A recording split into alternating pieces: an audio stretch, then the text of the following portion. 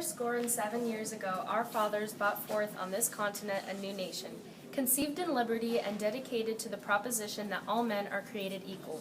Now we are engaged in a great civil war, testing whether that nation or any nation so conceived and so dedicated can long endure.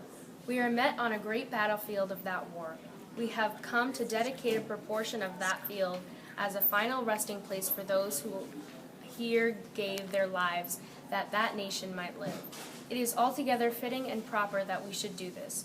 But in a larger sense we cannot dedicate, we cannot consecrate, we cannot hallow this ground. The brave men living and dead who struggled here have consecrated it, far above our poor power to add or detract. The world will little note, nor long remember what we say here, but it can never forget what they did here.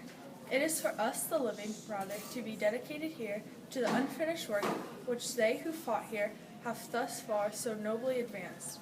It is rather for us to be here dedicated to the great task remaining before us, that from these honored dead we take increased devotion to that cause for which they gave the last full measure of devotion, that we here highly resolve that these dead shall not have died in vain, that this nation under God shall have a new birth of freedom, and that government of the people, by the people, for the people, shall not perish from the earth.